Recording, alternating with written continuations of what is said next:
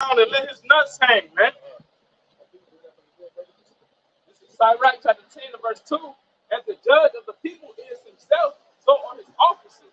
And what manner of man the ruler of the city is, such are all they that dwell therein. So the same, like the brother was going into, the same thing that the same way that Esau are, okay, you are watching our people take on those ways. That's why the scriptures say, ye are of your father the devil, and his lusts ye will do. Okay? Because look, what you see going on in the society, man, you see a lot of murdering happen. Who's the biggest murderer? Okay? You see a lot of raping going on. Okay, a lot of child, you know, I don't want to say the whole word, but who does that on a larger scale?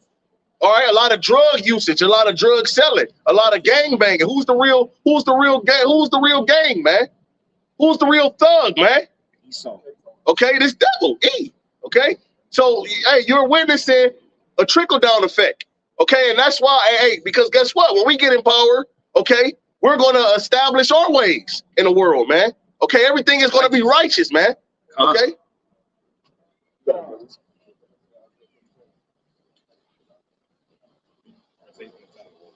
This is Isaiah 47 and 8, and it reads, therefore, hear now this, thou that art given to pleasure, that dwellest carelessly, that sayest in thine heart, I am, and none else beside me. God, they think that they set themselves up, okay, they think that they are their own gods. And that vibration is pushed upon the people. Everybody think that they own gods. You got atheism, or being an atheist is at an all-time high. And none else beside me, I shall not sit as a widow, neither shall I know the loss of children. Verse 9, but these two things shall come to thee in a moment, in one day, the loss of children and widowhood. And that's what's coming to America. Okay, a lot of people about to be put to death. There's about to be a lot of murder, a lot of lawlessness going on in the streets.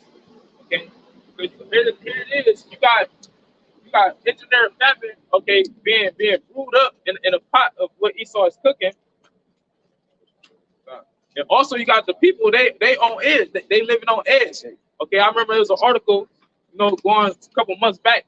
Basically it said that I believe it's like over 60 million Americans for the first time had bought a gun within the last couple years during the slamdemic. Why? Because it's about to be these guns about to get put to use. If somebody want to go to Second Ezra 15, I think like verse 15 where it say, "Woe to the world and that dwell therein, destruction doeth not." Because that's what's coming. It's gonna be upon the whole world, but specifically America. And it's already more guns than citizens. When they did the statistics, they said that it's way more guns than it is American citizens, man. I was gonna say too. Another thing, all these nations they in bed with America, right? And they basically married to this devil. So with that being said, you got America, got all these other nations lined up on her behalf. Well, guess what? The Lord basically gave you so much pride that you think that you got control of these other nations, that you're gonna always have them in a headlock, man. Well, no, these other nations, they about to get out of bed with your ass. They about to start going on to the enemy, man. You know what I'm saying? Because you're not fulfilling your purpose as far as these agreements that you make with these nations. You're supposed to protect these motherfuckers, right? Financially, as far as military might, and economically. And Esau not doing that with these nations he made an agreement with. Yeah, because they don't even need his ass no more. They done literally got rich, man, to the point where they laying the snares of this devil now. Because guess what? That's why the scriptures say, let the weak say I am strong. Nations that you would never think in a day will buck up against this devil is starting to flex on this nigga, and he know it. And that's why he has to resort to plan B, which is the sword, man. The smooth words isn't working anymore. The Lord got these other nations and their ancient spirits, man, and that's a Soviet Union mindset, and they about to bring pain upon this devil's head, man. That's right.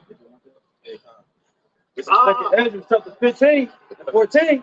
It says, woe to the world and them that dwell therein, for the sword and the destruction draw nigh, and one people shall stand up and fight against another, and swords in their hands.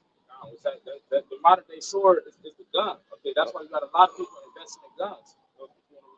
Yeah, this is article. It says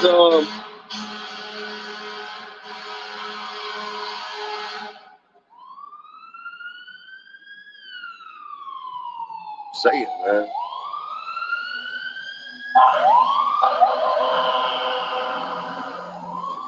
Yeah, this mainly was going into, you know, they did a number on so-called black people, though.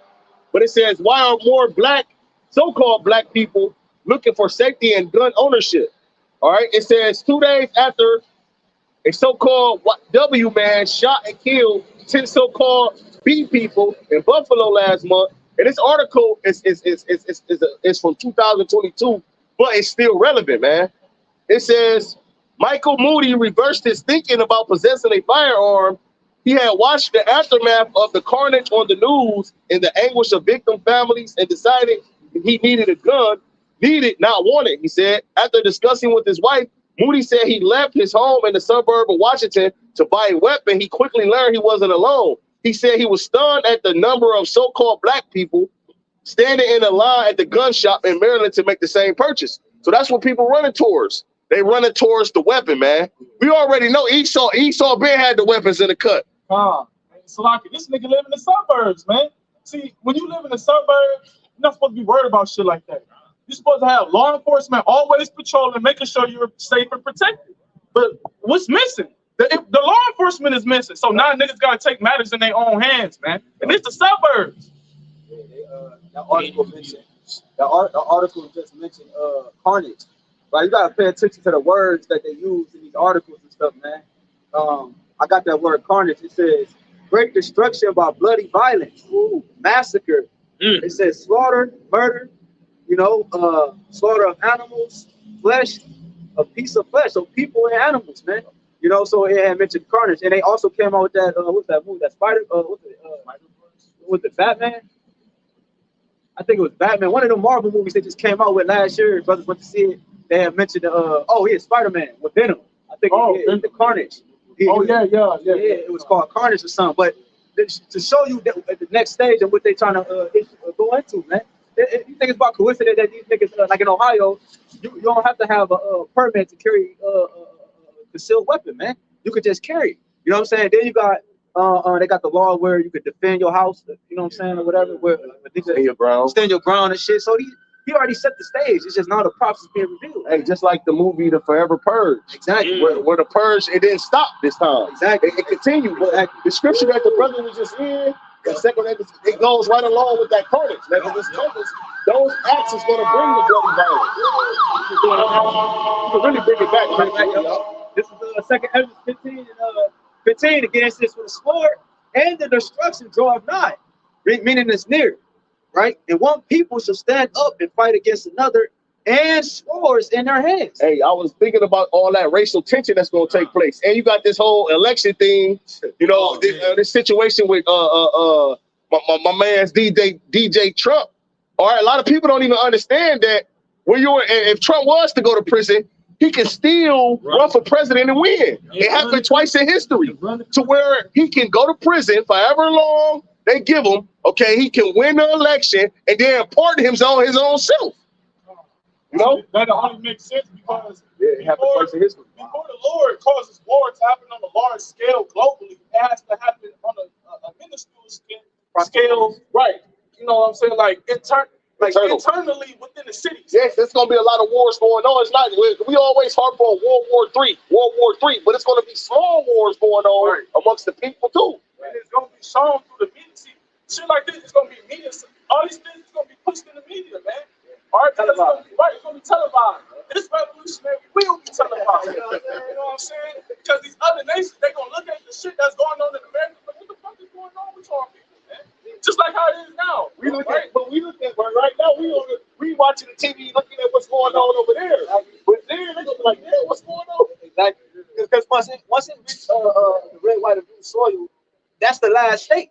That's like once it reaches the pinnacle of WW3, that's the last state, bro. When bloodshed is involved, those are usually the last states of war. Like, because it started off with politics and financial and all this, and then when blood is shed, right, all that proxy wars, You know what I'm saying? But like the brother said, you got civil war, you got all these different internal things, all right, that's gonna happen, that's gonna lead up to the bigger picture, man. Propaganda. Right, exactly, bro. You know what I'm saying? Because that World War III is gonna pretty much finish all the other wars. Right. Because there's gonna be so much bloodshed within those smaller, those minuscule wars, to where when that actual World War III kick off, it's gonna pretty much just end all the other wars and get rid of the rest of the remnant that's left. Yeah, you know? like cherry on top. Cherry on top. That's why the small has, okay, the so-called JWOs, they got something called Operation Samson. Me and the brother went into it earlier in the week. Basically, it's something that they got established. It's like an operation where if they start to lose, you know, very badly, they start to lose too many troops or whatever the case may be,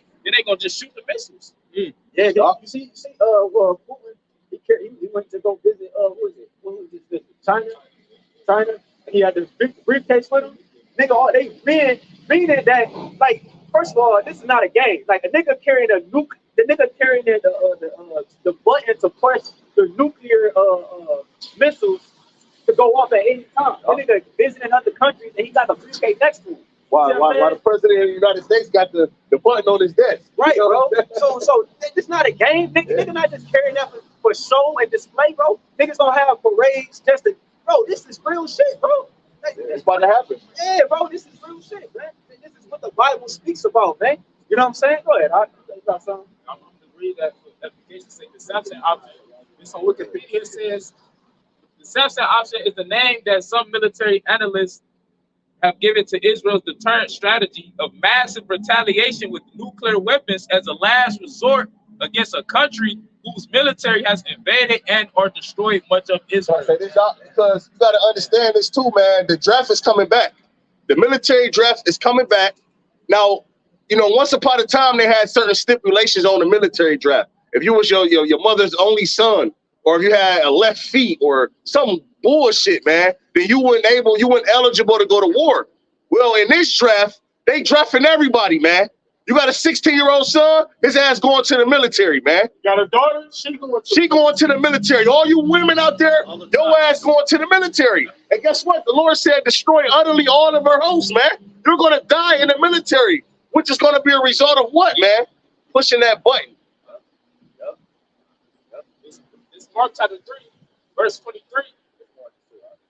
It says, and he called them unto him and said unto them in parables, how can Satan cast out Satan? And if a kingdom be divided against itself, that kingdom cannot stand. That's going into what we were just talking about, the internal, yeah, right, the internal conflicts, you know what I'm saying? Being destroyed within and without, you know what I'm saying? And it all started with the prophets, because the prophets are in the belly of the beast. You know what I'm saying? That's why all this shit is going on. We're in the middle of all this shit. It's like we inside the computer and we start putting on cords and shit. You know what I'm saying? Now you don't see it right away. Then you're like, man, this shit start glitching. And the elites, they're greed too. Right. It's turning because these other Edomites, and these other heathens, they can see the future now of where these things are heading. They like, hold on. Yeah. The elites got this whole map plan. They just switched it at the end to where it's going to work out for them. And these other nations and even these other Edomites, man, they starting to get scared and they speaking against these upper Edomites, you know? Yeah, you said they could see it, cause like they always referred, they always what's the word? They always regarded, or not regarded, but they always relied. They always relied on the prophets to determine what was going to happen next. You know what I'm saying? So that's how they know when to make their move, when to go into Israel, when to do this. Because the prophets on the scene now. So we know what stage we at in terms of prophecy, man. Everybody watching, man. Hey, everybody, the world is watching. Whether you know it or not, man, the world is watching, man. They're watching. The prophets are being watched, man. Especially our apostles and elders, a great millstone. Everybody's eyes is on the prophets, man. Yep. Which and going back to the brother's verse that he just pulled out, which goes back to, which is why the kingdom is being split in half, man. Because the prophets is on the scene, it's caused a conflict and controversy between their own house, man. Even though them niggas always been inner fighting, man, because they're unstable. They don't have balance. They don't have understanding of judgment.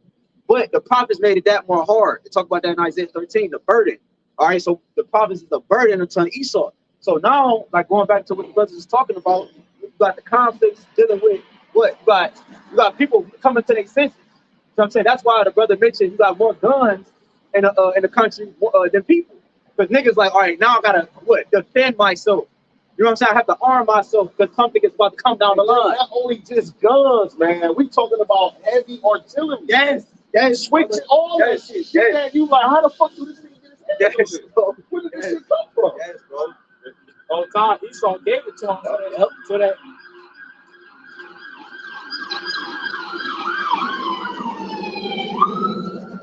the whole time Esau the one that pushed the shit to the community so that he justified when he come and take it back, you know, by gunning y'all down. Because his whole plan is, their whole plan is to depopulate humanity anyways. But they gotta give the humanity a reason, so to speak, for them to do that. Yeah, so they can be justified. And this is the reason why we have to do this. The violence is at an all-time high. We have to send in United Nations troops because it's just getting out of hand. But in main time, this nigga then infiltrated all the gangs in the community and had somebody working for him amongst our own people, giving them the switches and the grenade, all this bullshit. So Esau know you got it. And that's why when the feds and things like that come and hit a nigga, they know they 100%, man. That's why they got a 99% conviction rate. Ain't no beat. They know you got it because they gave it to you, nigga. Yeah, and that's you mentioned the movie The Purge. They actually did that in that movie. That it was they killed the chick that was ahead of the program because she was like, she called wind of what they was actually doing. They was setting the stage and then going in and executing the judgment on the stage as if it came up on its own. Order out of chaos. Yeah, they supplied it and then they came in and fixed it as if, you know what I'm saying? So he's showing you what he's getting ready to do. He's prophesying through his movies, man. You know what I'm saying? These cities, why do you think he want 15-minute cities, man? He's shrinking the people more and more and more. He's putting people more and more, closing you in, man. There was a documentary years ago, it was in black and white, and dude had molded North America. He created the whole country, and the dude was recording it. He said, "You see this?" And what they had around it was a wall around the whole country. So their plan is to make you a sacrifice. They put you in and block you in. You sound one big altar, but really it's the Lord, man.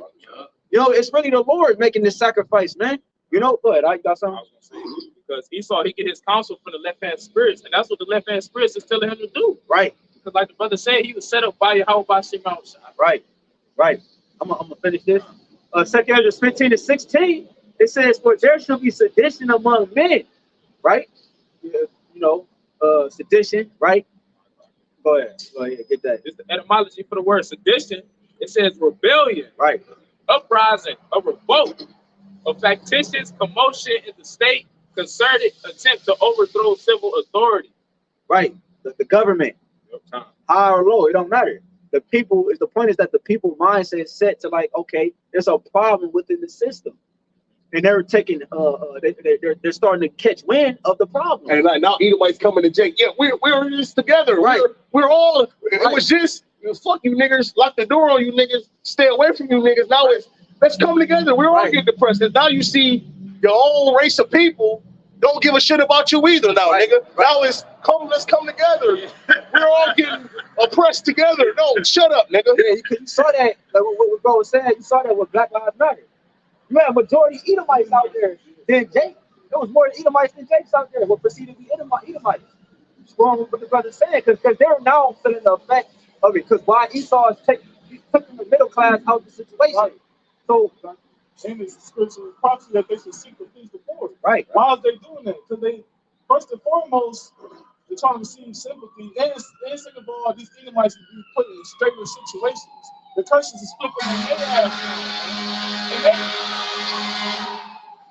they don't know how to deal with it because they're not doing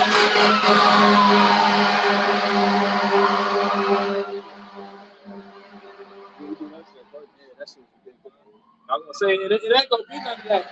It's time to come. That's why we're gonna be relying on their own so-called ability. That's it. That's it. Well, that's what's gonna say that in that chapter. Continue in 2 Ezra 15-16. For there shall be sedition. So the brother brought out the word sedition, a rebellion, an uprising against the government. Okay. It says sedition among men. So people were taking matters into their own hands. Because like the brother said, ain't gonna be no ambulance. They showed you that on War of the Worlds. Or somebody, I think that's the movie with Brad Pitt. Nigga, he thought the cop was coming for him, but he ran right past him. because that nigga trying to fucking survive too. Yeah, the scripture's going to how the body's gonna be on the ground, Right? And no one shall admit, or pretty much. So that whole first 48 process is out the window. You're not gonna see the detective pull up with the yellow tape. Yeah, bro. Man, ain't no investigation no more, man. Your ass gonna get walked over. Yup. But you got it, bro. It says, "For there should be sedition among men and invading one another." Ain't gonna be no privacy, man. Your ass gonna get invaded, man. You know what I'm saying? You ain't gonna, hey, motherfuckers in the suburbs, they got the door unlocked, open, getting the breeze, they gonna come right up in there. What you got? What are you doing? What are you doing? Especially you damn women, man. You women gonna be one of those victims, man, in that day, man. I don't want a man. Kick your man out the house, so man, they gonna come right up in that motherfucker, man.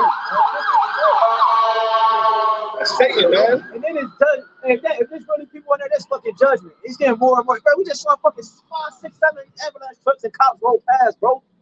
Look, I just saw a video in California. California is bad as fuck, bro. They get ramsacked by niggas. Niggas taking shit left and right, bro.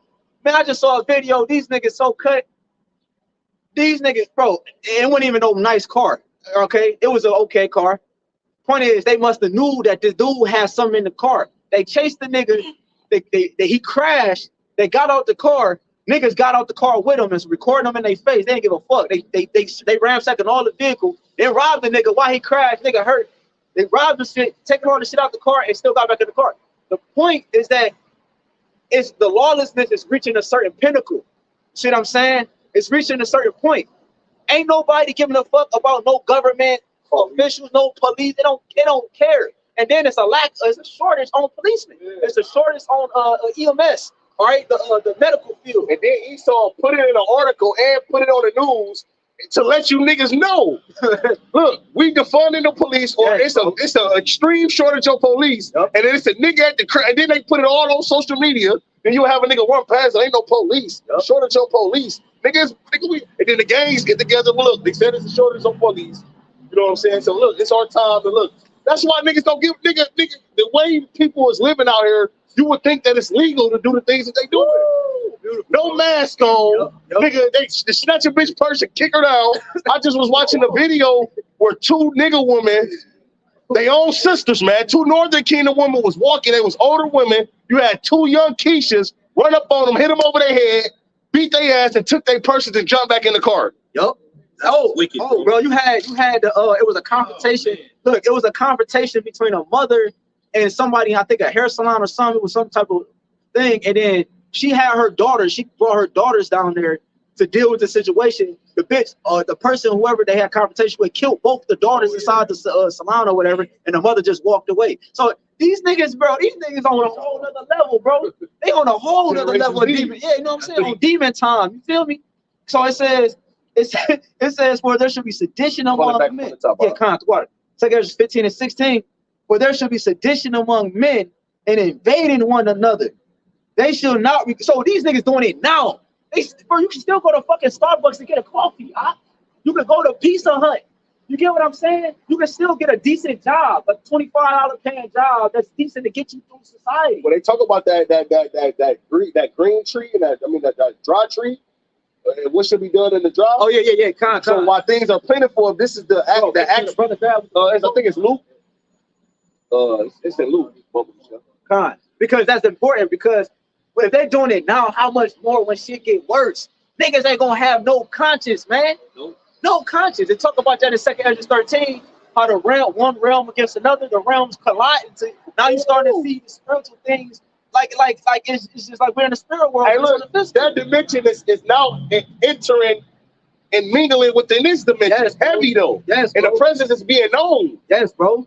I posted a video. I sent to brothers on IG, but the niggas was walking through the thing. There was a spirit right in front of them. They tried to shoot the spirit. They put the gat out and they was trying to shoot the spirit, but they weren't doing nothing. So they was like, "What the fuck?" So they got closer. And then the spirit started fucking with them. It started going like this. It started fucking moving fast as hell. They was like, "Vamos, vamos." You know what I'm saying? But the point is that they starting to see shit like that, bro. Apparitions. So can't cover it up either. He can't come up with something live. Oh, that was because of the wind. It was heavy and it was a little. Just shut up, nigga. Exactly, bro. The Heavenly Father is in the midst, nigga. You ain't just seen it in dreams and shit. You see it like while you real wait life, on real time. Y'all got that? This is Luke 23, 31. It says, for if they do these things in a green tree. Hey, I was just watching some chick run out of Walmart with a shopping cart full of meat. And then you had some good Samaritan some Edomite woman trying to stop her. Keisha, an old ass nigga woman. Bing, bitch, back up. I'm talking about the car so full, bro. She like throwing it in her trunk and she fighting off the fucking Edomite woman and she like, call the cops, call the cops. You know what I'm saying? But why? Like the brother said, you can still get a job. You can still sign up for food stamps. You got people running into these clothing stores at an all-time high. They running out with whole racks of clothes, man. To the point where these businesses like, look, they in it to make money, not lose money. Yep. So they gonna be like, you know what? We just gotta close this motherfucker down, man. Bro, they hit you had it where articles they was hitting like known stores like high-end stores. Yep. I mean, now these niggas hitting like Burlingtons. You know what I'm saying? Like lower store, you know what I'm saying? That's still good stores, but niggas don't recognize them as good stores. But the point is that they're hitting Burlingtons and shit. And fucking shit like that. Shit like that, bro. And getting away. Listen, I watched the Jake going to the store, bro, and walk out. And somebody and dude was like, nobody's gonna stop him. 2 garbage bags full of shit, man. So my thing is this, man. If people seeing people get away with it, worry about word of mouth. Right. Okay, the niggas gonna start going. It's gonna get to a point where these businesses is gonna shut down, man. Like, look, man, fuck it. We losing more than we making. We gotta pay these employees. We either gonna cut we gonna cut the costs. We're gonna cut some of these niggas, these employees, or they're gonna have to figure something. At the end of the day, who's that hurting? Esau pockets. Yeah. You got it out. Luke 23 and 31. For if they do these things in a green tree, what should be done in the dry? Hey, what should be done in the dry, man? Hey, and another thing, man. Another thing. Why? Look how niggas act during Black Friday, man. Yep. Niggas lose their mind over a damn remote control, game system, man. It's a tug of war over the last 50-inch flat screen. That flat screen is gonna turn into a loaf of bread, man. Yeah. If a nigga would damn near kill and stump over an elderly woman for a damn flat screen, what you think a nigga gonna do for a loaf of bread, man? That's why you think about a green tree. A green tree is what? It's strong, right? It's beneficial. It got all these different fruits on it. And it's still producing. Right. So that means you can get food from it. You can climb it for shelter. You can use that tree for anything, right? So right now, we reaching in the time period where that green tree is rapidly turning dead and dry, and it's losing its fruit, man. You know what I'm saying? So now we're in a society where everything is basically dry, it's brittle, it has no strength, everything's breaking down, you know. And then Esau Edom, he gonna start shit. I'm not making no money from them. My infrastructure is fucked up. You know what I'm saying? And this is my fortress. America's my fortress that I built up with, you know what I'm saying, Esau's pride. And then what you gonna do? Let me put this shit in order. He gonna come down with the sword, man. He gonna come with that tiny tech. Yep. See, that's why this is all done by design. Because you would think, like, why would a nigga want to destroy it? Why is he collapsing his own economy? Because he has another agenda that's gonna. Oh, you know what? And that's why right now, if you look this up, man, a lot of people, their credit cards, their bank system is getting hacked. A lot of people is getting money snatched out of their accounts left and right. Esau, he's doing that on purpose. So that when he bring, hey, look, I'm going to present this. You don't have to worry about hackers. You don't have to just take this. Everything is more simpler. You know, it's going to be to a point where as soon as you put something, they're going to change the different technology in the stores. As soon as you put something in the cart, and this happened to a brother, I forgot what camp he in, but he said he went into a store, he was buying stuff. I don't know if it was over there in London or somewhere, but he was buying things. And then when he was walking up to go try to pay for them, they said that it was already paid for pretty much because some technology they had in the store, it picked up on all the items he had, and whatever card or payment system that he had on his phone, it already deducted it from that. They call it just walkout stores. That's what and those type of stores are producing more and more rapidly through the UK, through the US, all throughout the world. So how is the currency gonna change where you can just walk out without seeing a clerk, without no self-checkout, nothing? Oh, bro, you mentioned the currency, the dollar collapsing. The dollar is one of the main reasons these other nations came here, because they knew that the American dollar was more valuable so they would come here to work and send the money back to their country to take care of their whole family. Right. That dollar is collapsing. So the other countries like, oh, the American dollar is collapsing. Fuck it. Yeah. You know, these other countries, look, we're gonna pack up, we're gonna get as much money as we can, we're gonna get the hell out of here. Yeah, because when Esau started using like RFN notes to back up gold, that was a new era, right? That was a new era for Esau, and it was introducing something new into the world. So now, you know what I'm saying, instead of using actual valuable assets, now you can make money out of thin air. Credit, what a credit. And here's now you got credit, and credit is now what? Niggas love credit. Niggas, that's all niggas is talk about is credit, credit, credit. Build up your credit to do this, do that. They're trying to get on Esau level. They're too invested in this beast system, man. Yeah, because the scriptures talk about that. I can't remember where it's at right now. We're talking about the people should return to their own land because of the lack of prosperity that America is providing now. It's not what the golden city no more. It's not what it used to be. You know what I'm saying? And then brothers mentioned the currency. I forgot the dude's name. I forgot his name. You got all type of people for real. You got shit. Matter of fact, you even got small hats that's talking about what I'm talking about right now, and that's the fact that that war over there in Israel, over there in the so-called Middle East, is used to issue in a new currency. Every world war was the currency changed. So that's what this war is about. They're trying to issue, and they gotta issue in a new system, but they gotta do it by the means of war. See what I'm saying? So that's what this war is about, man. No shit, Ukraine and Russia. That's all the same thing. Like Apostle Torah said, that's all of the Levant. That's all of Valley of Jehoshaphat. Where Russia and Ukraine is fighting all the way down to the Middle East. It's all the same fucking thing, bro. I got something real quick. I have a precept for you too. All right?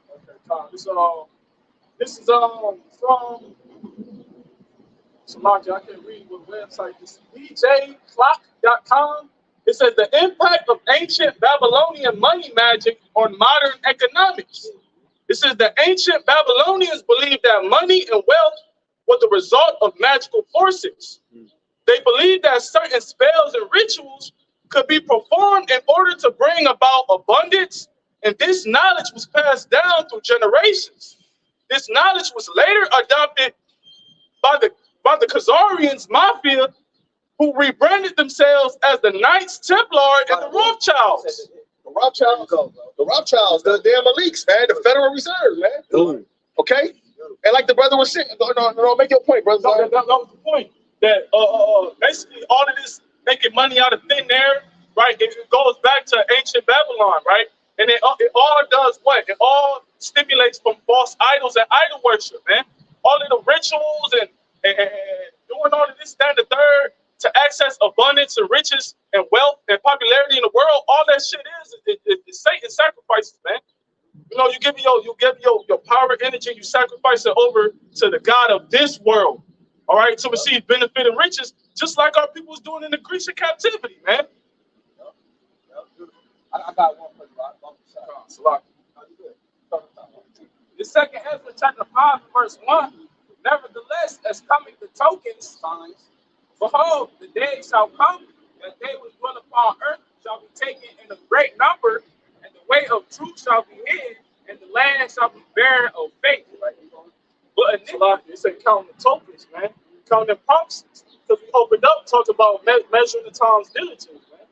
Right? And these tokens, these prophecies, they're emblems, they're signs. They're emblems and signs of what's to come to pass and how to move, what to apply, what to do. Right, next. Right, signs unto us. Yep. You know, and we're the sign unto you people. You know? Like when you're driving in everyday traffic on the road, you got the street sign, so you will know exactly where you at. That's what the prophecies is likened unto. Hey, that's the spirit, because even when you're going around going a certain area, you will see a sign that got an arrow to let you know that it's about to go into a curve. Yep. You know what I'm saying?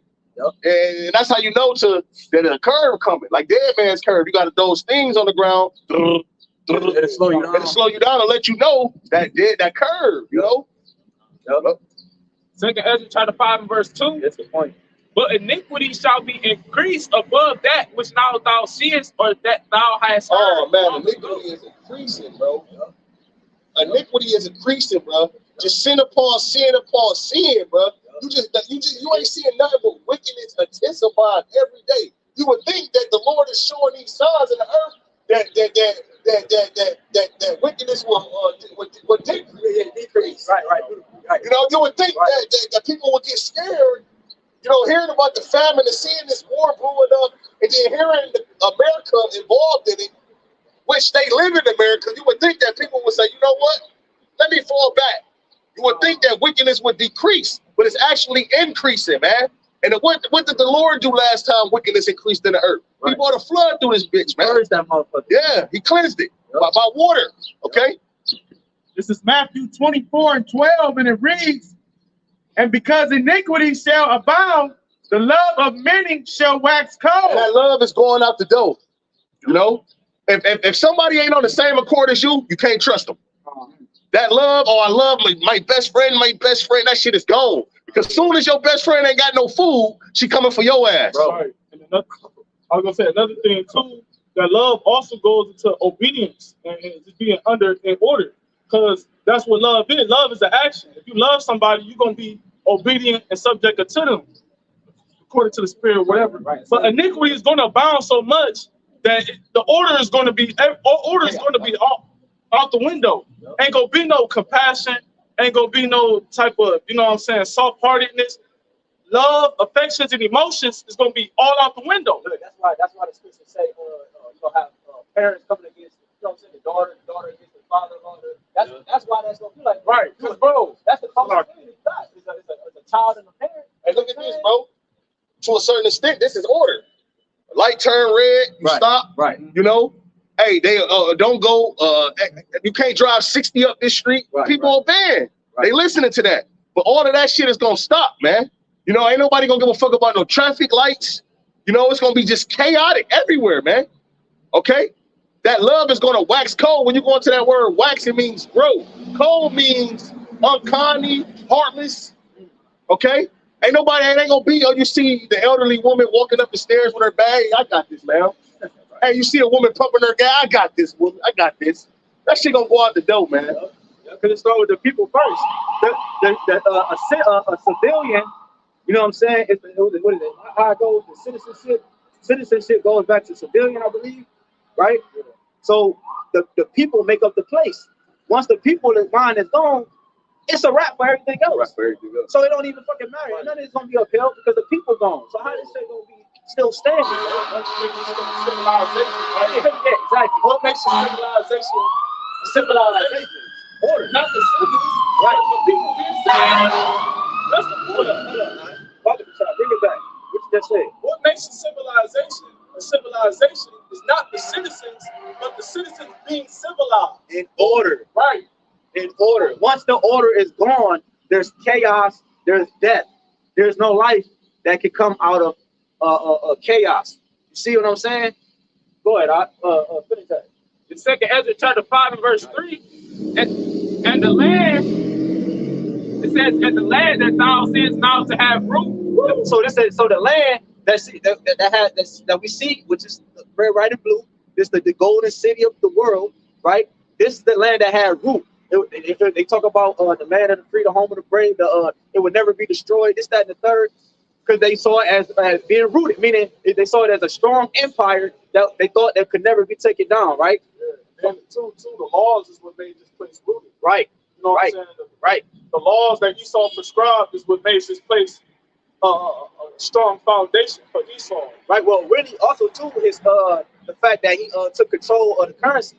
And you know the things that produce riches in the world, oil and the RAWCHAA nigga, he said, give me control of the money. I give a care who makes the laws. Exactly. Because he knows that the person that makes the laws, he can pretty much infiltrate that person by money. Right. So it don't even matter.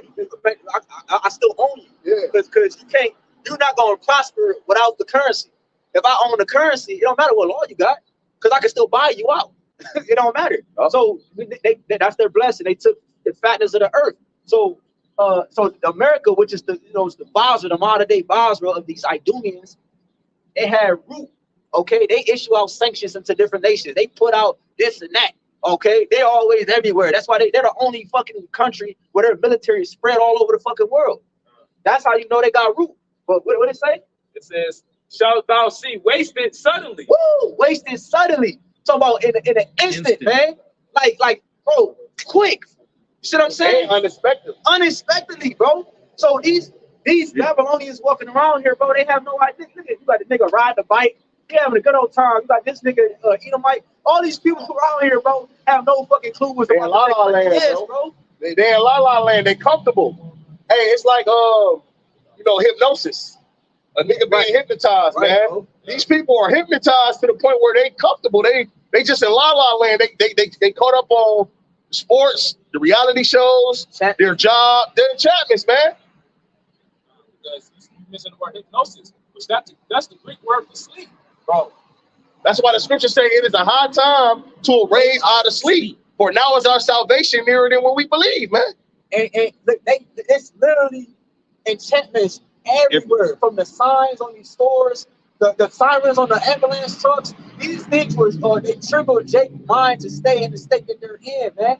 From the street lights, the symbolisms on the sports centers, and the fucking shows, the clothes that people wear. I was gonna make mention because you said something. In certain other countries, you're not allowed to wear certain shit as an American when you go out there. You can't wear name brand shit because they know that shit go back to idols, and it really it pushes out and it attracts spirits, man. You know, Nike, Jordan, all of these certain foods, certain ingredients. In other countries, they don't got the same ingredients as here, man. And they in this society, they got everything set up to where it promotes sin. Like the brother was going into, from the dress, the clothes you wear, and even allowing the women to dress like whores, man.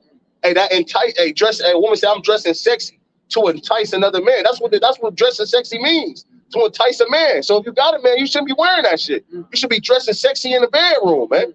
Okay, women liberations, man. That equality madness. A lot of countries don't have that shit. I remember going back a couple months ago, because that'll lead to adultery. You know, what the Lord called this a wicked and adulterous generation. But it was some country over here in the Middle East. It was a woman, she committed adultery, and they stoned her ass to death. That's lawful according to the scripture. And the chick who came here from the Middle East, she came here and she became some TikTok sensation. And when she went to visit her parents for some holy day or whatever not holy day, but whatever they celebrate, some celebration, they end up killing her ass over there, man, because she embarrassed them. The people in that country was seeing how, you know, wicked she had become. So when she came back home, her father ordered her ass to get put to death. Yeah, even on this show, it's called Locked Up. It's over there in like France or somewhere they speak Spanish, right? That's the point. The chick on the show, she became a skittle, right? She became a skittle on the show, but she go back to like the traditions of our traditions, but she was an Arab or whatever. So her people came to visit her. Her father disowned her, and she was crying and all that because she knew what it meant. What meant it was she brought shame to her family. You see what I'm saying? These people don't got morals no more. They don't give a fuck about none of that. You see what I'm saying? She brought shame to her family. That's why she chose not to tell them. But when she actually told them, they disowned her. They cut her off. She ain't had no more help, et cetera, man. That's what the Lord about to do to you niggas. 2/3 of you niggas, okay, who are the sons and daughters of the living power, and look how you conducting yourself. So the Lord is gonna cut you niggas off. Yep. You're bringing shame to the power of the universe, man. That's right.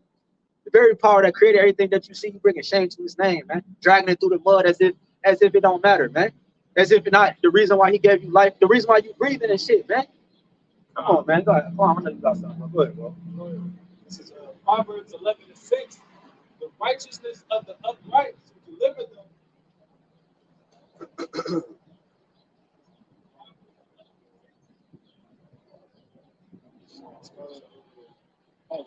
Psalms 11. But then y'all have brought out the precept basically how, you know what I'm saying, Esau one day, basically he's ruling now, but this is all temporary. You know what I'm saying? Soon he's about to be wiped out from the face of the earth like he's never ever even been here before. This is Psalms 11:6. Upon the wicked he shall rain snares. So it's gonna be this is the order how the Lord is setting Esau up.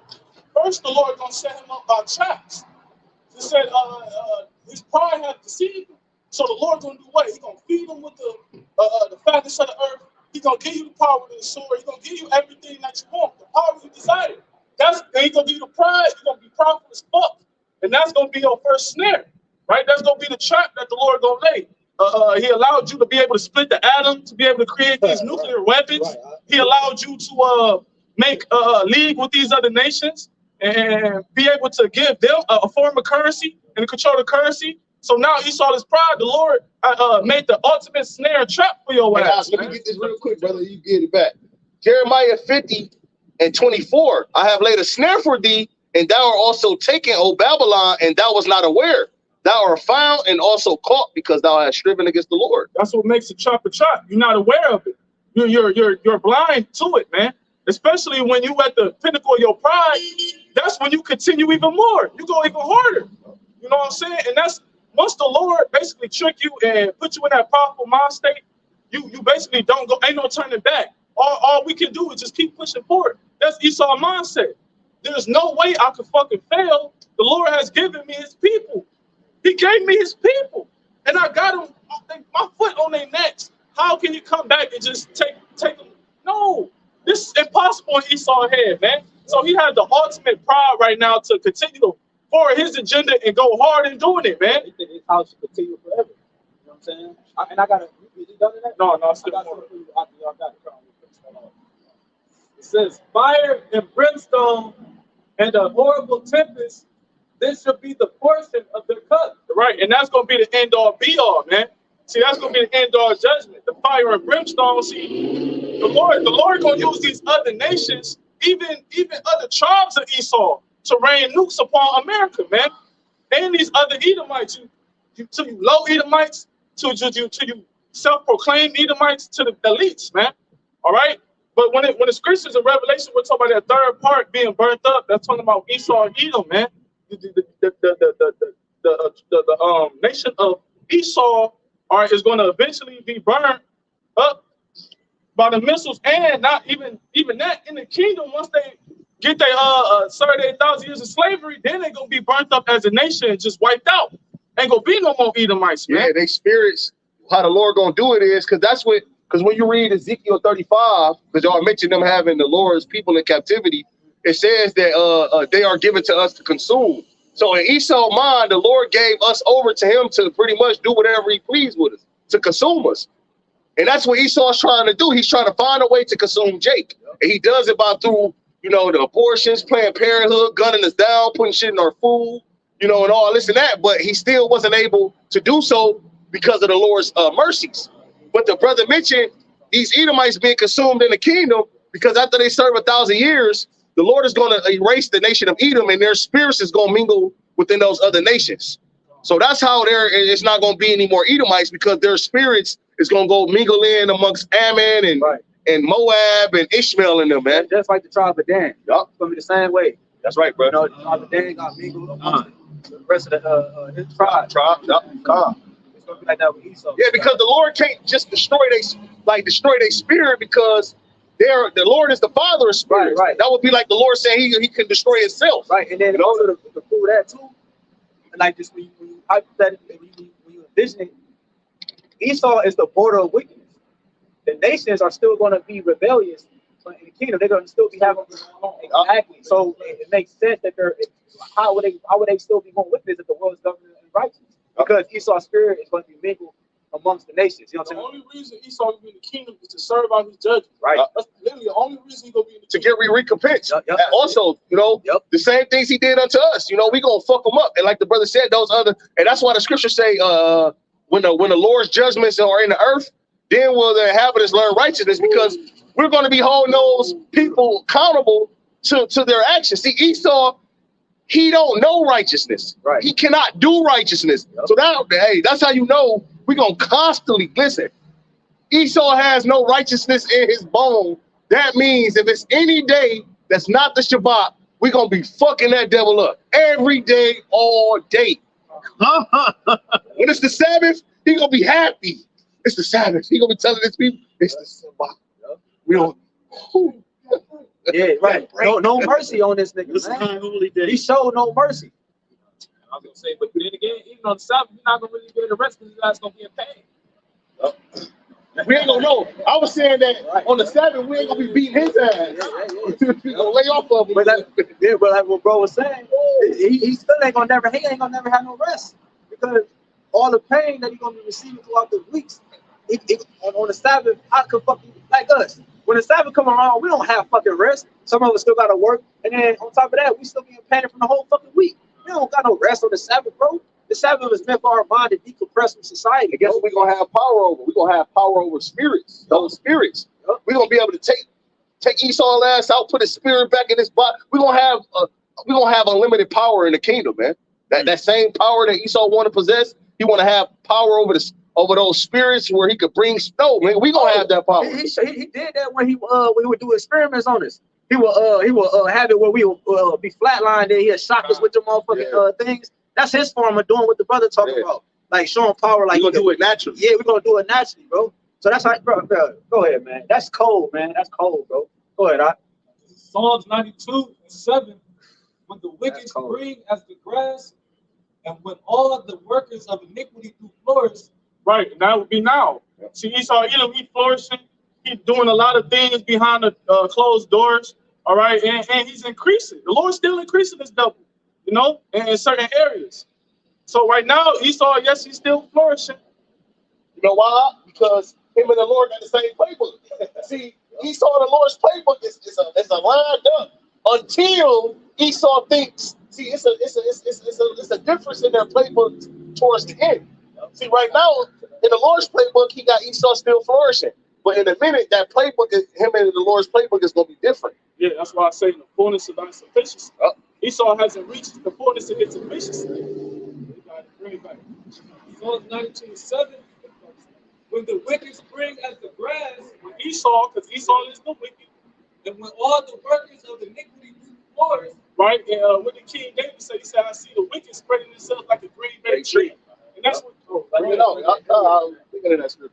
This is Psalm chapter 37 and verse 34. It says, "Wait on the Lord and keep his way, and he shall exalt thee to inherit the land." Right, and that's what we got to do while bearing Esau's rulership and then his wickedness. We got to wait on the Lord and still maintain righteousness with all this wickedness running rampant, man. It says, "When the wicked are cut off, thou shalt see it." That's going to be a joy, man. See, that's going to be a great joy to us because all we know is Esau constantly stepping on us, man. So the Lord is going to allow us to see Esau, not his whole nation get cut off, not just the wicked of Esau, but all of them niggas, man. He's going to allow us to see them get cut off in the most worst way possible. Man, they whole fucking lineage is wicked. Look, even these Edomites we work with and shit, or we may sit at the bar with, in our past life, they be the same Edomites that was fucking gutting us out, motherfucking cutting our heads off the shit. The same one and smile. How you doing? How you doing? Nigga, fuck you, man. All you Edomites, man. All your ass is fucking wicked, man. Because guess what? The same Edomites you work with, they go home and tell their wife how much of a nigger you are, how much of a spick you are. Fuck you, Edomites, man. Excuse my language, man. Hey, man. Listen, man. Death to you, Edomites, man. Fuck that shit, man. Slakia, bro. I'm Slakia, bro. Psalm chapter 37, verse 35. I have seen the wicked in great power and spreading himself like a green bay tree. See, through all these diverse captivities, the Lord just been increasing his double. The Greek Empire, all right, that was he popped out, right? He made an appearance and Esau popped the fuck out. Then what did he do? He spread it, he infiltrated through the Grecian Empire. That's when he really started to get that gritty ass, you know what I'm saying? That's when he got that taste of that fatness. And then what happened? The Roman Empire changed the whole fucking game, man. Changed the whole fucking game with his political system and his economics. Then what? America. Now we're here, man. Now we're here. And now he's this big, he's just this big ass beast, man. He was a serpent from a dragon to a beast. This nigga a beast now, man. And now he's consuming all the nations. And he ain't satisfied still. And he's still not satisfied. When you go into a green bay tree, when you look up at how it looks, it's real full. It's like full. Like it's got a lot of fucking if you look up a picture of it, it's like full of shit. So you just said he said something like he's big or something. So he spread himself and he became full. He's trying to fill his belly. Meaning like you saw a picture of it? Yeah, that's a great bay tree. Let me show the camera. Because at first, what was it about? It was just about keeping the Israelites away from their power. Right. But then, guess what? as he started pushing these philosophies on Jake, pushing this false religion on Jake, other nations started catching on to it. And then he was like, well, shit. Now I got more power. I have more influence over these people. Because look, because when you look at a greenback tree, if a tree is full, you can hide behind it. It's a lot of things you could do with a full tree. Listen to this. It says the greenback tree is frequently mentioned in ancient Greek mythology. This handsome evergreen tree, which symbolizes courage and strength, was also treasured by the Roman gods, who wore sprigs of crowns to represent their high status and glory. Wow. So you can go back to that. Wow. How they used to wear the crown of leaves upon their heads. Man. Wow. Those was from Green Bay trees. Yeah. See that? That's how you know everything is a deeper meaning to it, man. You know what I'm saying? And it links up with the scriptures. Yeah. God damn, that's cold. Yeah, but that show you how the Lord put the spirit on Esau Edom to show that he is the wicked. Let's go, man. Let's go. In Psalms chapter 37, verse 36, yet he passed away, and lo, he was not. Yea, I saw him, but he could not be found. And that's how great the Lord is going to make the downfall of Esau is going to be. It's like he never was even here, man. All right? And then not only is the downfall of Esau going to be great, but the aftermath of the judgment is going to be great. To the point where it's already Proverbs written in the scriptures about what we're going to say about this devil in the kingdom, man. He's the nastiest heathen. Go look at Esau like he's the nastiest heathen, man. Ham go look at Esau like he Ham. Moab go look at Esau like he fucking Moab, man. The scripture say the Lord had made, he had made him despised. Psalm 92:7 says, when the wicked spring as the grass, and when all the workers of iniquity do flourish. Because grass grow quick, man. Well, once you see one blade of grass grow, right, within half the week, your grass look crazy as hell, man. And that's how Esau came into power. This nigga came into power swift as hell. When you read about the Greek Empire, about when Alexander the Great, when he was conquering and ruling, it wasn't just Alexander the Great by himself. It was a whole empire of fucking Edomites, man. Hey, but guess what? One thing those Edomites, they were always against each other. And that's why they kingdom never standing forever. Saw that brother mentioned Alexander. As soon as Alexander died, it was chaos. But listen to this though. When the Lord put Esau in power, if those Edomites would have figured a way to share the power amongst the whole nation, okay, then it would stand. But these Edomites always were against each other, man, fighting for that power that was given to as a whole. Hey, in the kingdom of heaven, we're all gonna have power. You know, we're gonna be on one accord, man. And that's what, man. Hey, man, serving YAHWASHI to a T, man. You know. Reading on, it says, it is that they shall be destroyed forever. Read about it. Psalms 32:7, Psalms 92:7, it says, when the wicked spring as the grass, and when all the workers of iniquity do flourish, it is that they shall be destroyed forever. So that's the purpose of Esau being in rulership, so that he could be destroyed forever, because this devil, he's not even fit to exist in the world, man. That's how wicked this devil. The Lord made this nation so wicked, they're not fit to exist for eternity as a nation. They got to get wiped out, man, after a certain time period. So the whole reason they're in rulership is really to show the Lord's power, man. The Lord raised up this this devil Esau, Edom, right, to even raise them up higher to boast himself against the Lord. Hey, bro. So that when he bring Esau down, all that glory gonna go to YAHWASHI. Look, somebody live right now, bro. GMS in the Truth Orlando. They said y'all were designed to destroy yourself.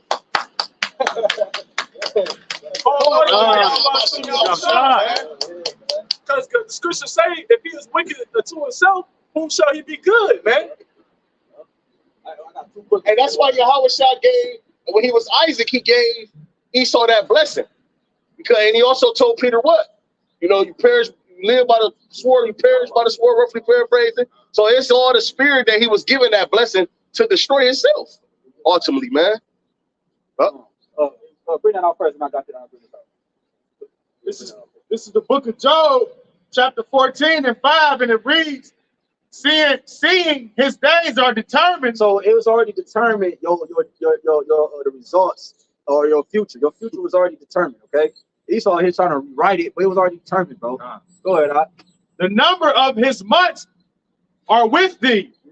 Thou hast appointed his bounds that he cannot pass. Right. So this nigga trying to recreate the wheel and recreate the story, but the Lord already told you that it's only a certain pinnacle that you're going to be able to reach. You're not going to be able to go past that pinnacle, man. You see what I'm saying? It was something both brothers said. I can't remember, but the reason why we brought the scripture out. The point is that this Esau has a bound that he cannot pass. You see? And once he reached that to the next scripture, talk about that in Revelation 18. You know what I'm saying? We want her double and all, you know, things of that nature. But he always had boundaries too. Right. Iniquity has reached unto the heavens, and so forth and so forth. So these bounds that the Lord has set on Esau is getting said to the fullness of the Gentiles should be fulfilled. He's reaching the fulfillment of his lots. That's it. And we're witnessing. It's being televised, man. Why wouldn't the Lord televise this nigga downfall, man? Like, why wouldn't he? He televised ours. Yes, bro. Why wouldn't he televise this nigga, man? And this nigga trying to hide and do it, man. Nigga, what? Why wouldn't he, man? And I want to say this because Esau, he fooled the people as if he's just so powerful, which he is. He does have power, but he's not just powerful. He tried to put himself on the same level as God, man. Okay, but guess what, nigga? You can't even go to the bottom of the ocean. Right. Why? If you're God, nigga, why can't you go to the bottom of the ocean? Shit, you gotta put a suit on. You even go into a certain point in machine and you go to a certain level. Well, you go too far down in the water, you will crush like man, like a man crushing a pop can. That's number one.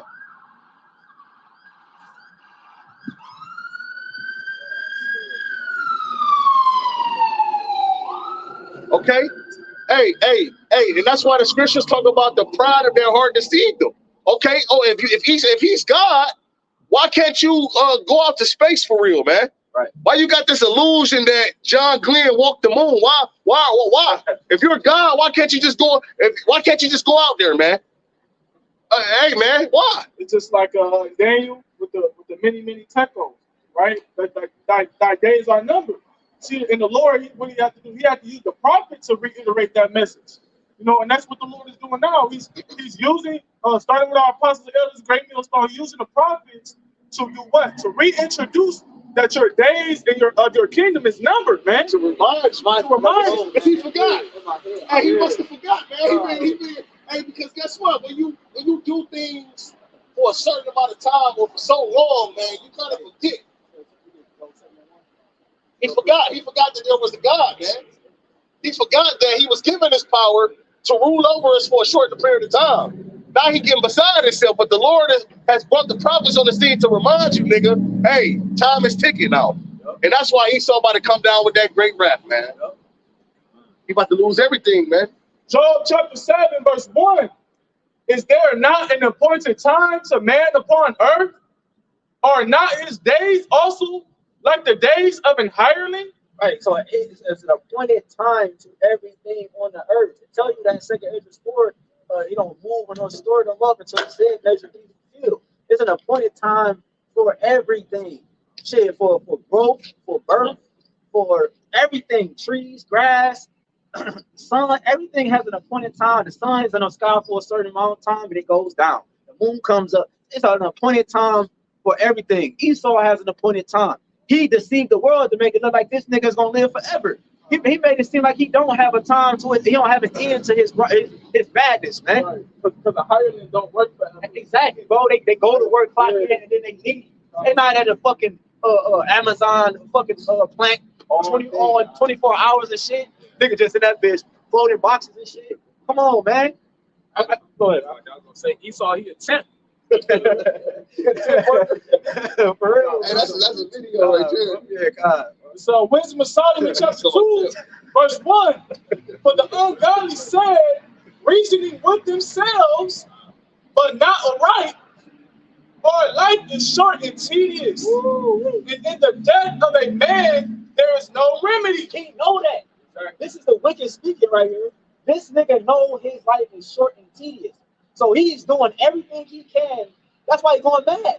He's doing everything he can to try to prevent that. Nigga getting 17 hearts. And, you know what I'm saying? That's why Esau. That's why Esau too. He's such a nigga that he gotta play by the book. That's why he call him T. He knows his life is tedious. Something that's tedious, it gotta be done a particular way, a specific way, a specific order. And 9 times out of 10, that particular way is overcomplicated, man. You know what I'm saying? And that's how Esau life is. Right, because like you say you play by the book. So if you play by the book, if something outside the book occurs, you don't know how to adjust to it. Because you one-sided. So that's why the nigga is just it's just Hey, this is not a part of his playbook. Right, exactly. The prophet's on the scene, him being exposed. This is not a part of his. He wasn't ready for this. Exactly. So now this is just something that he can't overcome. He like, nigga, what the fuck am I gonna do? Because he spent all that money trying to get rid of the prophets and keep us from being on the scene. Beat our heritage out of us, took away our power's name. Okay, but now guess what? The Lord brought it back in the earth, nigga. And this wasn't a part of your playbook. It says, Wisdom of Solomon 2:1, for the ungodly said, reasoning with themselves, but not aright, our life is short and tedious. And in the death of a man, there is no remedy.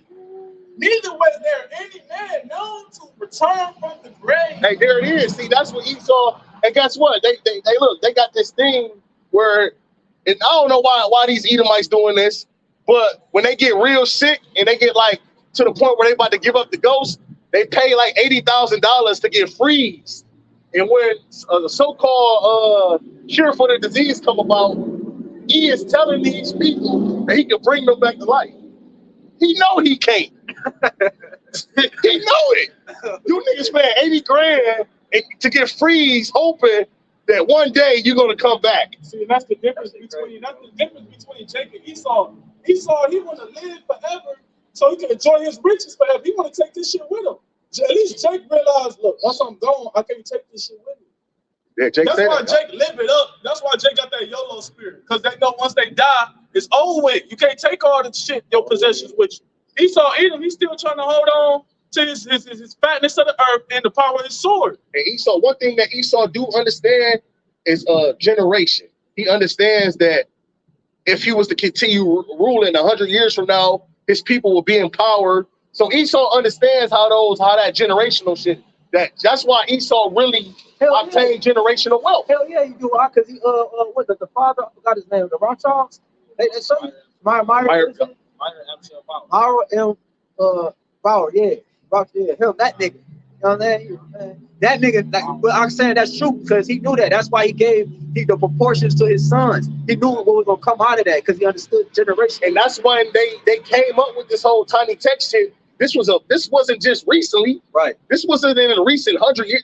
They been came up. They had all these things already pre-written, okay, prescribed, and they knew that their generation would come back, okay, and they knew that when my generation come about, then they're gonna execute this, and they knew that they are their forefathers. They know that. It's Jake that don't know that shit, man. For real, bro. Jake don't understand that they are their forefathers. See, Esau know that shit. Yeah, the proof, and also another proof to that is that like over there, I think in England, all or something over there, they do incest. They keep it in the family, if you will, because they understand that concept. They like, you know what I'm saying, we keep it in the family.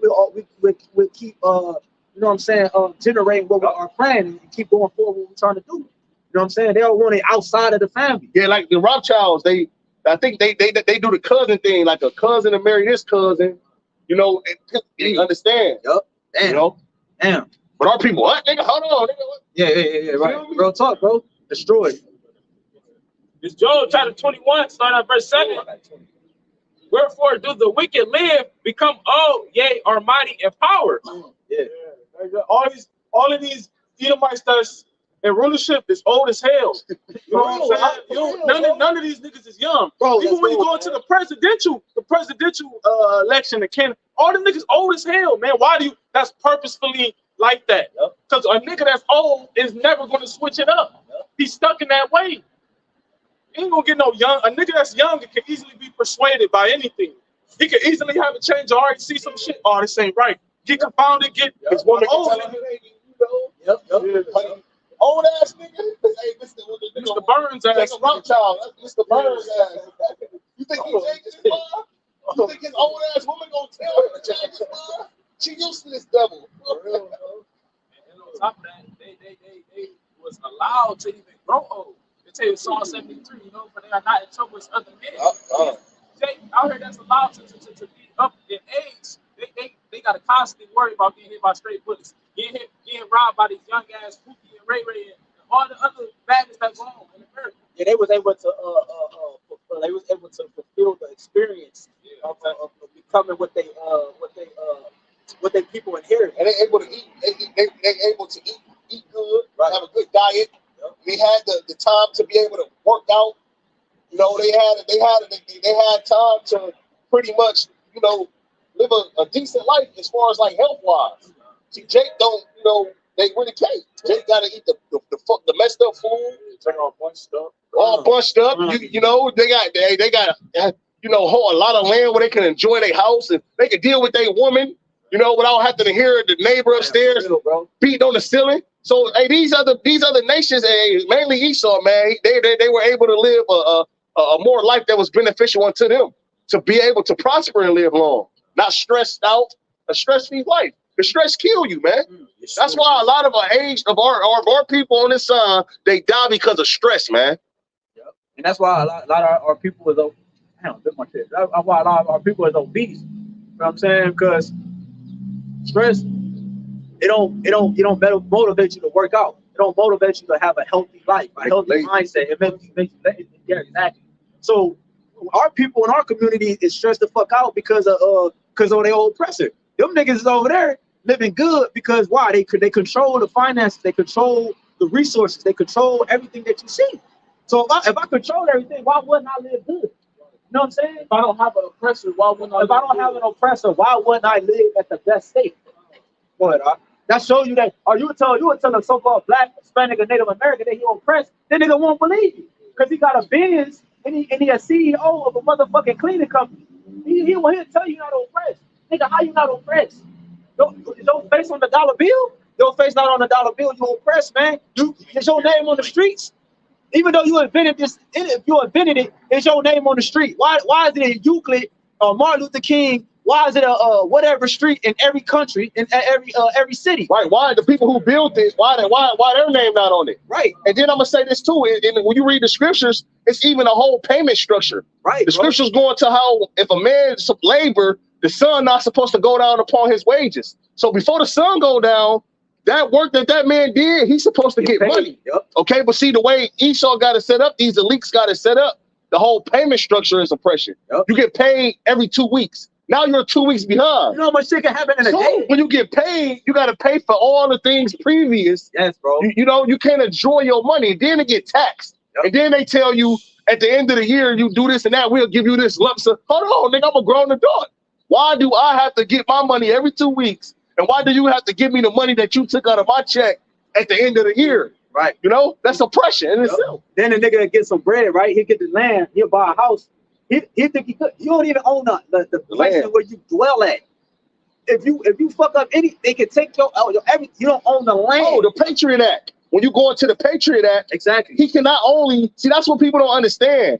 Yeah, you have certain laws and then you make certain agreements, you sign for your house. But when you go into the certain draconian laws that he puts forth under the Patriot Act, he can put you in prison indefinite for no reason. Yep. And he can confiscate your house. That same house that you say you own, he can literally have no excuse and he can make you move out of your house and say, oh, because we have to dig right here. And they did that to Bill Cosby. When Bill Cosby purchased all that land that had all that oil on it, then all of a sudden these great allegations come about, man. Because they kind of derived from the Quartering Act. Right. See, the Quartering Act was during the Civil War, brother, correct me if I'm wrong. During the Civil War, you had a lot of troops, and they was amongst inhabitants of civilization. Now these troops, they didn't have basically camps and bases to go to. So basically, the Quartering Act was if you was a civilian and the soldier came to your house, you was supposed to basically let them take over your house. You're supposed to feed them, clothe them, attend to them, and if so, move out that motherfucker so he can live. No, that happens now, and you see that in the movies where if the police crash their car chasing somebody, they're allowed to stop you in traffic, pull out their gun, and you are by law supposed to get out of your car and let them take over your car. Nigga. I got So, you. But it's illegal when anybody else do it. yeah, that's right. Now this is the Quartering Acts. It says the last act passed was the Quartering Act of 1774, which applied not just to Massachusetts, but to all the American colonies, and was only slightly different than the 1765 Act. This new act allowed royal governors rather than colonial legislators to find homes and buildings to quarter or house British soldiers. Right. Oh, and then this too. If they want to build something and you own a property right here, and they come to you with some type of payment, like, look, man, we need to build. We have a Cleveland Clinic right here. We need the doctors to live close to Cleveland Clinic. Yep. We need this property right here that you own. So we're willing to offer you $50,000 cash for this property. Well, sir, I'm sorry. This property is valuable to me. It was passed down from my grandfather on to me, and I have to keep it. Now, all of a sudden, he gonna make something happen to where you're gonna have to get off that property. Yeah. Then the number he bidded you, your property worth more than that. Way more. So He underbid you. So this is the thing. This is how you oppress, man. Hey, why the hell is the earth made of 75% water and people got to pay a damn light bill? I mean, pay a damn water bill. That's oppression. When you got solar panels out here where people get direct energy from the sun, right? Why isn't that a thing that's global? Why isn't that a thing everybody can use where they don't have to pay electricity? Hey, another identifier, another identifier that this is oppression is the fact that Esau has set up a way where, right, Jacob so-called work, you know what I'm saying, to help himself go forward within society. But the way he got it set up is that he'll be in a building all fucking day. He's deprived of the nutrients that come from the outside world. Prison. Right. So he'll deprive you of the nutrients of the earth. So I'm saying, just by your job, just to get you forward. Here you are, you think you're making a better life, but nigga, you were dying while you're trying to obtain forwardness.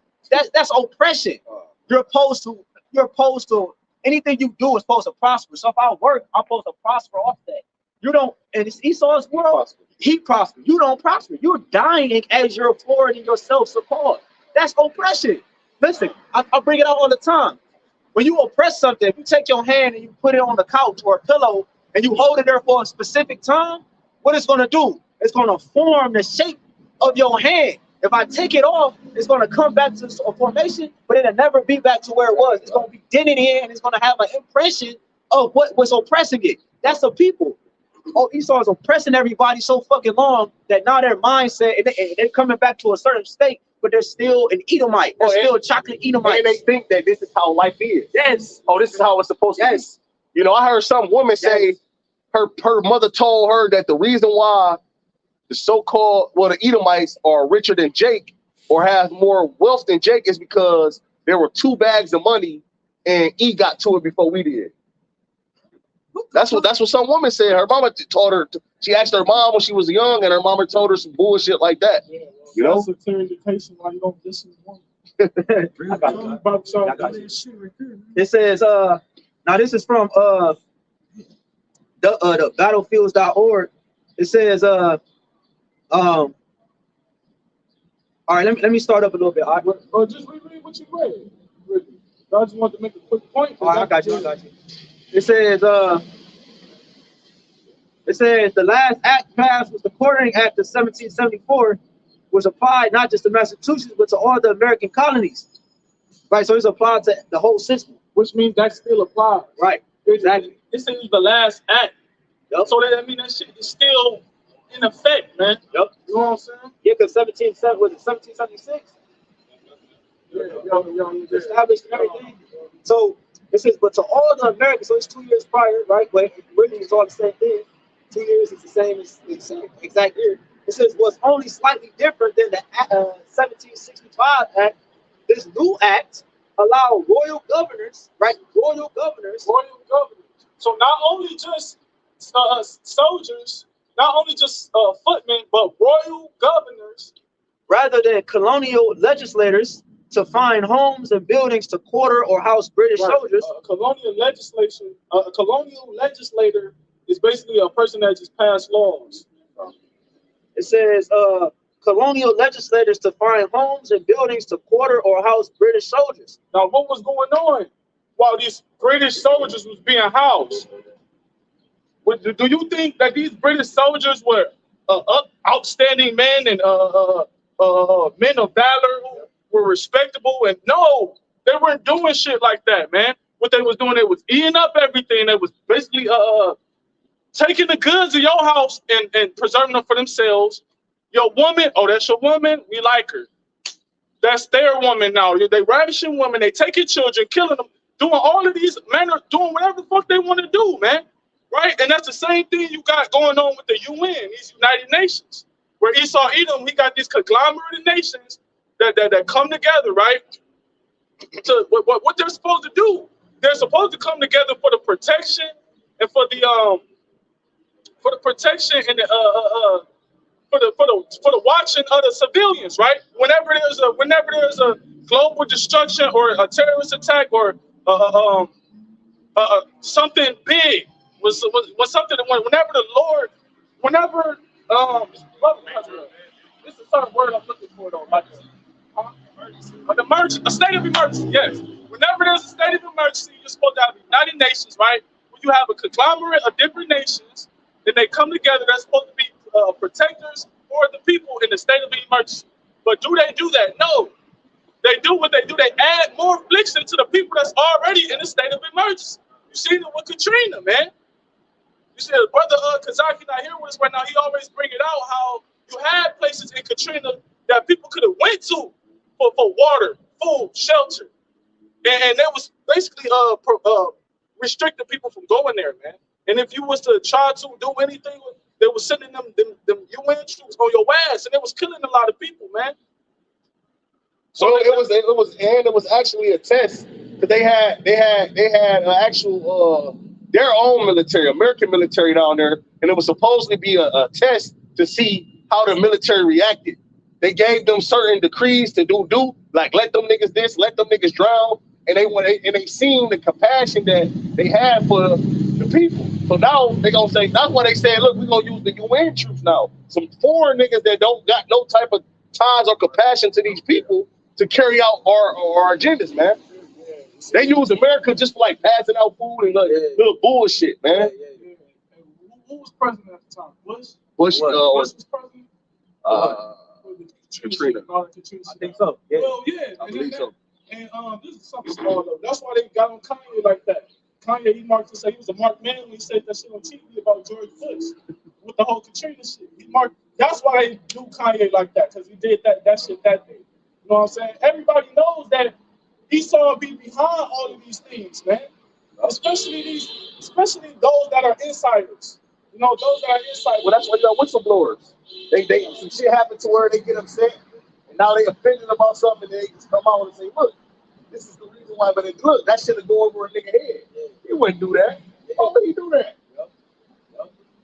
They don't know the enemy. Yeah, I'm about to say, we're talking about never trust thy enemy, man. You know what I'm saying? Iron rusted. Hey, cause this nigga is the same yesterday, today, and tomorrow, man. He ain't gonna change. You know why he not gonna change? Because the Most High don't change. The Lord created each character, man. So, like, why would the characters change, man? The characters are who because why they have a spirit in them. The spirit is designed to be who they are. Yeah, they have that. The Lord said that they have a perpetual hatred that never they hate. They hate us never ended, and that's why Jake is butthurt all the time when they see this Edomite carry out a harsh act against Jake. You know, Jake get mad as hell and Jake get hurt, but this devil is in his right spirit, man. Like Jake on the news crying, I can't believe this shit. Nigga, he doing what he said he was created to do, man. Now Esau in his right spirit issue niggas that ain't in your right spirit. Because you're supposed to hate this man too. The Lord hate this devil, you know? It's Psalms chapter 73, and I'm gonna start at verse 3. It says, For I was envious at the foolish when I saw the prosperity of the wicked. For there are no bands in their death, but their strength is firm. They are not in trouble as other men. Hey, Esau don't gotta worry about the things that we gotta worry about. Esau don't gotta worry about. Esau got hella money in the bank, okay? He eat the best foods. He ain't got to worry about where his next meal coming from. He ain't got to worry about dodging bullets, man. We leaving out the house to go to work, man. We don't even know if we gonna make it back home. Right, from his own people. Hey, Esau can jog at 5 in the morning where he stay at, man. He ain't got to worry about getting smashed up. He ain't got to worry about, hey, Esau can motherfucking buy an 80-inch flat screen and set the box on his lawn for the garbage truck to come pick it up. See, Jay can't do that shit. You put an 80-inch flat screen TV box on your lawn, nigga, like you just bought it, or walking out the house to the garbage, somebody come into your shit when you leave. Yep. Esau ain't got to worry about that shit. Esau can leave his doors unlocked at nighttime. You ready? Look, man, when I used to do deliveries, man, you pull up to their house, man, door wide open. Little kids in the yard by themselves, you know? But you can't do that in ours. So Esau, he not in trouble like everybody, like other men. All right? Job chapter 21 verse 8.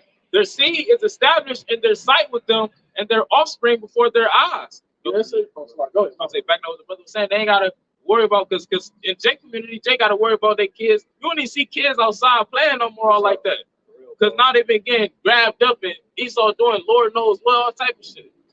Yeah, but Esau, he always makes sure that his seed gonna be established once they come into like a certain age. He said that's why Esau he work,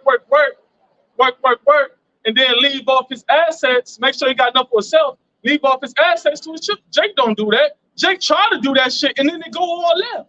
Oh, it's a problem with money, and it's always a feud with money with Jake and the family. It's always some shit about some money, and they split up the family. With Esau, no. Everybody eats, B. When they come to Esau, he makes sure his children are established. Something that's established is set. He makes sure his children are set before they even get here, man. Jake do what? Have unplanned babies. Now we fucked up in shambles in the financial situation. Jake, Esau don't gotta worry about that, man. Hey, Esau, see with Esau, when are we gonna have a child? It's time for us to have a child. We're financially set. With Jake is, I ain't trying to, you know, we ain't got money. We can barely. Esau ain't worried about child support. Right. Hey, that's the spirit that you said that, bro. Because even when you see Jake trying to get off the ground and start a business, that shit don't last long. Because you got Jake coming in there trying to get shit for the low. Yeah, when Esau started a business, they got something what you call a business shower. If Esau about to start a business, you're gonna have other Edomites coming to this business shower. Hey, here you go, Paul. Check for 500 grand. Get off to a good start, man. You pay me back later on down the line, man. You know, or here go, you know, 20K for your new business. You know, and then you know, Jake has some baby shower shit. Right. We been brought low, man. That's some low shit To the curses. That's some low shit. To the curses, man. Yep. Back in Job chapter 21 and verse 9, going back to what the brother going into, it says, their houses are safe from fear. Neither is the rod of the Most High upon them.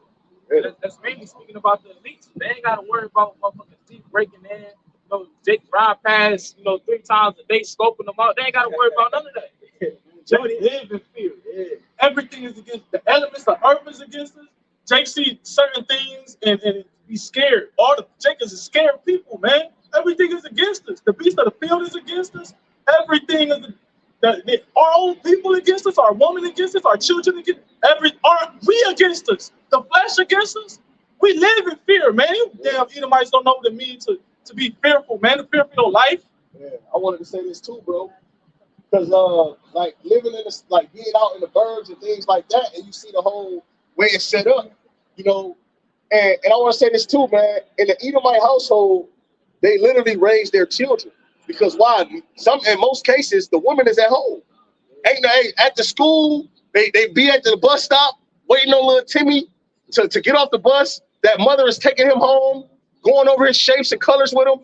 Little Timmy not going to the daycare, like in our household. Right. You know, you don't see your children. They be at daycare all damn day because the woman don't want to stay at the house and be a woman, man. Right. Even if they don't have, like, even if the woman not at the house, they got a nanny. They got somebody that's there to making sure, They show you that on the movie Mary Poppins. You know what I'm saying? If you watch that movie, the Edomites, they had the nanny, the kids was always, prepped up and, just taken care of and put together, man. Hey, our situation is not like that. But the point I was making too is when you go to these areas where these well-off Edomites stay at, You don't see the police patrolling the street, the side streets and shit. How you see in the Arlo probably neighborhood, they patrol the side streets.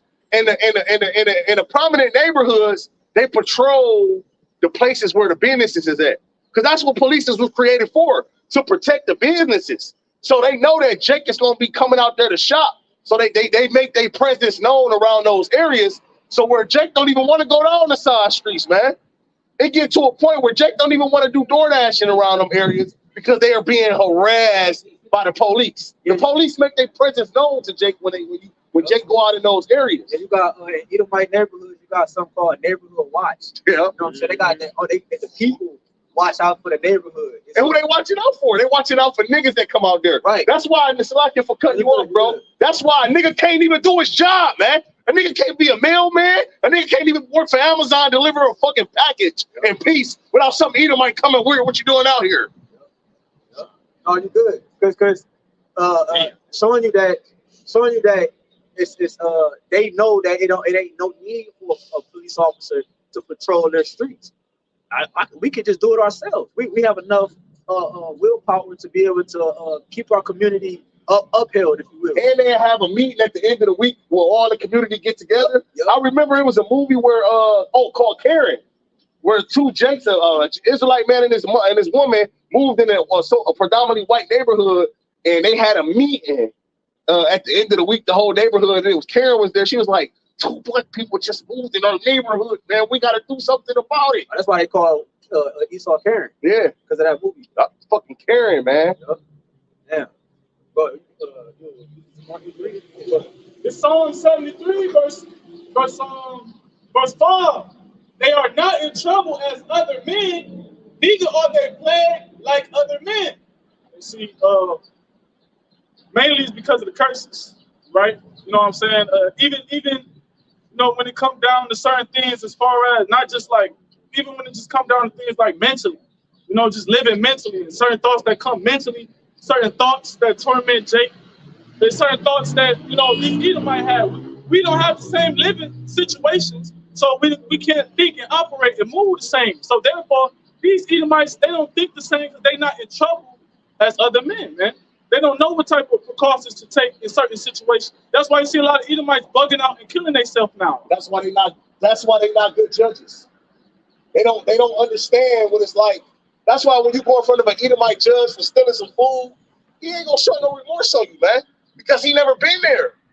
So when you go, hey, that's the man show you some shit like you'll have a nigga like Judge Mathis or what's the nigga Judge Joe. They been in the condition. You go in front of them, you show them. You see, even if it's some television shit, they still display merciful judgment because they understand they've been there. They've been in the slums. They know what it's like to have to be out there and you know.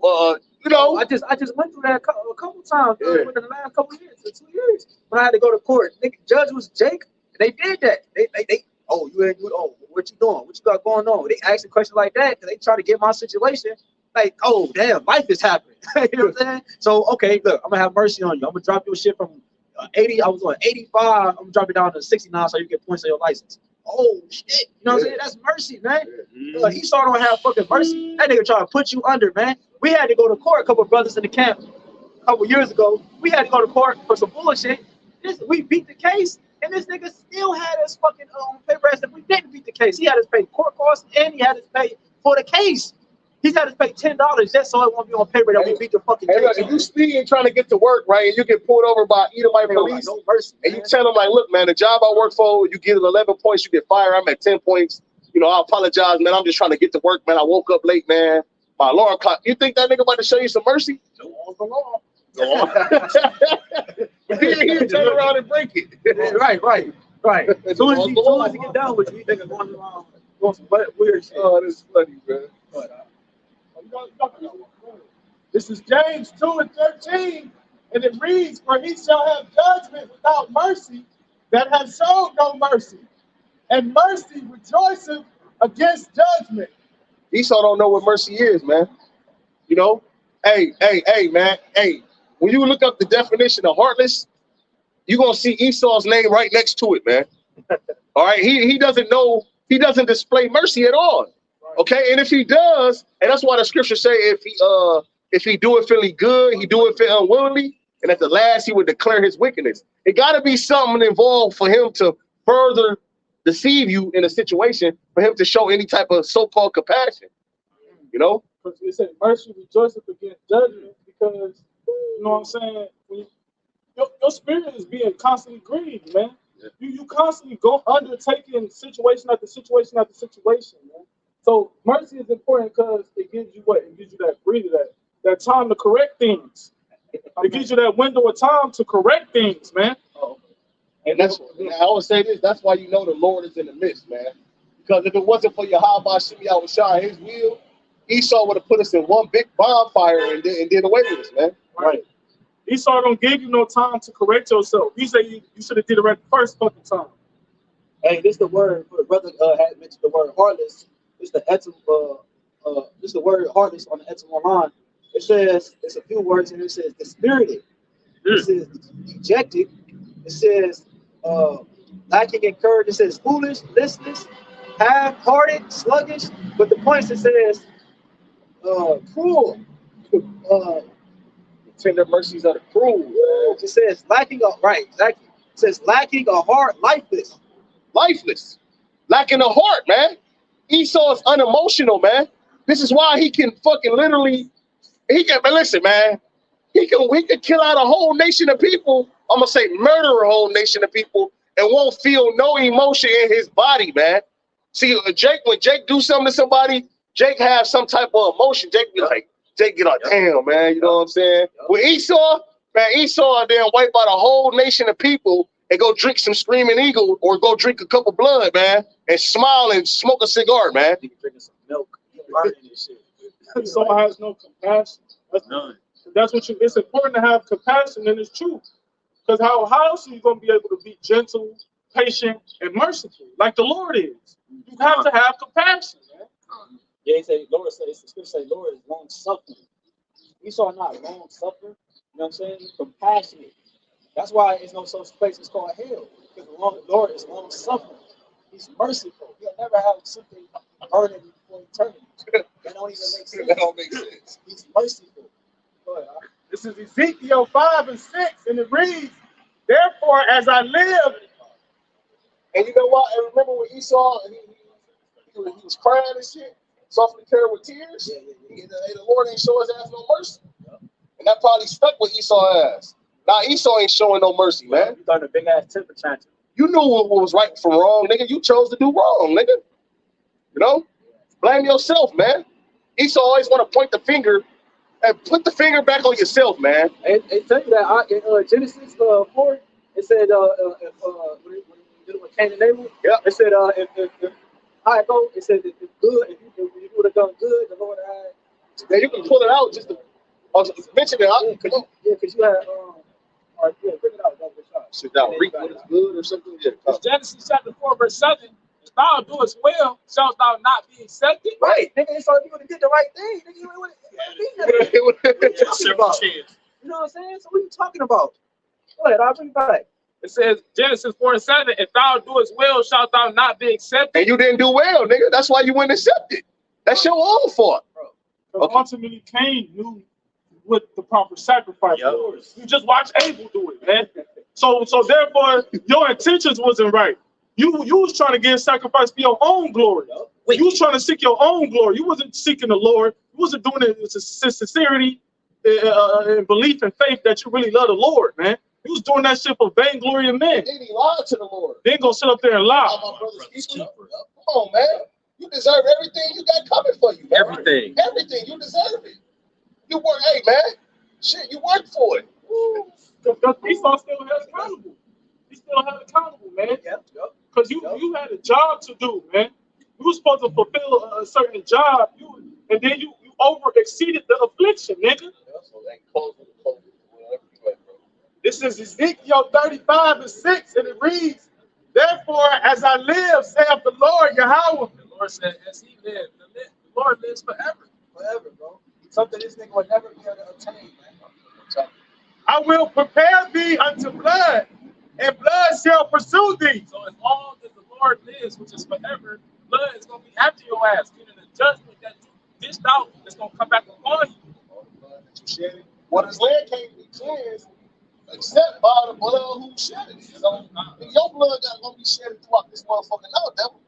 That mean, unless he obtained immortality, he will always be on the run. You know what I'm saying? Because God, he shed so much blood. It's the only way to fix it is if we get you, man. That's the only way, man. Good. Seeing thou hast not hated blood, even blood shall pursue thee. Hey, we know Esau don't hate blood. He drinks it. He sheds it. All right, go ahead. That was no. It just jumped to 12, and then we're gonna close out.